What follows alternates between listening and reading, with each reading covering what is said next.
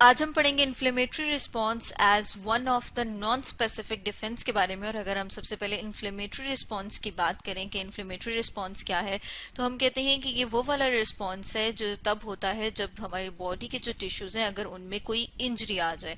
और अगर हम ये बात करें कि इंजरी जो है वो किस तरह से आ सकती है, तो आप देखते हैं कि अगर कोई जख्म हो जाए, कोई चीज चुभ जाए, या फिर जो है पैथोजन जैसे वायरस बैक्टीरिया उनकी वजह से हो सकती है, किसी ट्रॉमा या टॉक्सिन या फिर हीट की वजह से, जलने की वजह से हो सकती है, या फिर हो सकता है कि कोई और वजह हो। मतलब ये कि अगर इंजरी आ जाए, टिश्यूज डैमेज हो जाए, तो उनके डैमेज होने की वजह से जो रिस्पॉन्स आता है उसको क्या कहते हैं, उसको इन्फ्लेमेटरी रिस्पॉन्स कहते हैं। अब अगर हम ये बात करें कि जो डैमेज सेल्स हैं वो क्या करते हैं, तो जो डैमेज सेल्स हैं वो एक केमिकल रिलीज करते हैं, जो डिफरेंट टाइप के केमिकल्स रिलीज करते हैं। वो केमिकल्स जो हैं वो फर्दर ब्लड वेसल्स को डायलेट करते हैं। अब अगर हम पहले उन केमिकल्स की बात करें कि कौन कौन से केमिकल्स हो सकते हैं, जैसे कि यहाँ पर हम देख रहे हैं हिस्टामिन, ब्रेडिकाइनिन एंड प्रोस्टाग्लैंडिन्स, ये क्या है, ये वो केमिकल्स हैं जो डैमेज सेल्स जो हैं वो प्रोड्यूस करते हैं।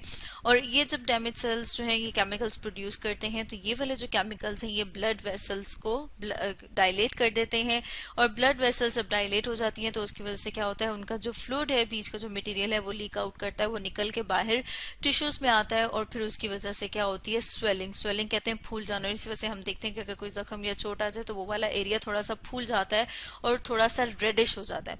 अब अगर हम ये बात करें कि ये नॉन स्पेसिफिक डिफेंस किस तरह से है, तो नॉन स्पेसिफिक का मतलब ये है कि ये स्पेसिफिक नहीं है किसी वायरस या बैक्टीरिया या किसी खास किस्म के टॉक्सिन के लिए, बल्कि ये हम देख रहे हैं कि अगर किसी भी तरह का डैमेज हो जाए तो फिर उसके रिजल्ट में जो है वो इन्फ्लेमेटरी रिस्पॉन्स आता है। इसलिए हम इसको नॉन स्पेसिफिक कह रहे हैं, क्योंकि ये स्पेसिफिक नहीं है। जैसे कि यहाँ पर हमने बात की थी कि इंजरी हो सकती है, या फिर ये कि कोई सी टॉक्सिन की वजह से डैमेज हो सकते हैं, या हीट की वजह से डैमेज हो सकते हैं। और डिफेंस कहते हैं अपने आप के बचाव को। मतलब ये कि सेल्स जो है वो अब बाकी सेल्स को किस तरह से बचाते हैं उस डैमेज से। तो उसमें हम देखते हैं कि जब ये रिस्पॉन्स आता है तो उस रिस्पॉन्स के रिजल्ट में वहां पर जब ये सेल्स इकट्ठे हो जाते हैं तो वो एक बैरियर सा बना देते हैं, जिसकी वजह से ये जो फॉरेन सब्सटेंसेस हैं इनका कांटेक्ट नहीं होता बॉडी के जो डिफरेंट नीचे वाले सेल्स हैं या हम कह रहे हैं कि टिश्यूज हैं उसके साथ। फर्दर हम देखते हैं कि ये वाले जो केमिकल्स हैं, जैसे कि हम यहाँ पर देख रहे थे, हिस्टामिन है, ब्रेडिकाइनिन है, प्रोस्टाग्लैंडिन्स है, ये केमिकल्स अट्रैक्ट करते हैं व्हाइट ब्लड सेल्स को। और व्हाइट ब्लड सेल्स में भी स्पेशली हम देखते हैं कि अट्रैक्ट करते हैं फैगोसाइट्स को। फैगोसाइट्स वो वाले सेल्स हैं जो इन जर्म्स को, बैक्टीरिया को, या फिर जो हम कह रहे हैं कि सेल्स जो अब डेड हो गए उनको इनगल्फ कर लेंगे, उनको निगल लेंगे।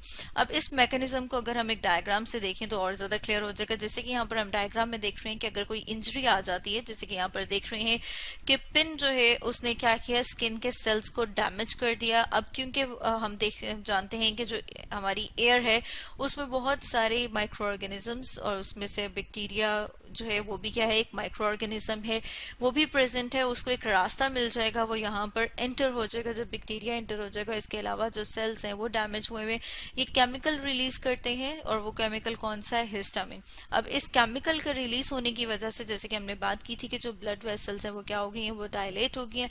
और उनके डायलेशन की वजह से व्हाइट ब्लड सेल, और स्पेशली कौन से वाले हैं, फैगोसाइट्स, वो रिलीज हो रहे हैं। अब फैगोसाइट्स ने क्या किया है, उन्होंने इन बैक्टीरिया को और यहाँ पे जो सेल्स डैमेज हो चुके हुए थे, जो सेल्स जो है वो डेड हो गए थे, उन सेल्स को इनगल्फ कर लिया है, मतलब ये कि निगल लिया है।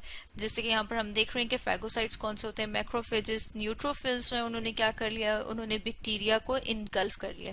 और साथ में अगर यहाँ पर हम देखें तो हम देख रहे हैं कि ये वाला एरिया जो है वो थोड़ा सा स्वेल हुआ हुआ है, मतलब ये कि फूला हुआ है, और यहाँ पे जो रेडनेस है वो दूसरे एरिया की निस्बत ज्यादा है। ये जो प्रोसेस है जिसमें हम कह रहे हैं कि फैगोसाइट्स ने बैक्टीरिया को और डेड सेल्स को इनगल्फ कर लिया है, इस प्रोसेस को क्या कहते हैं, इस प्रोसेस को कहा जाता है फैगोसाइटोसिस। और फैगोसाइट्स जो है वो अपना फंक्शन परफॉर्म करने के बाद वो भी क्या हो जाएंगे, वो भी डेड हो जाएंगे।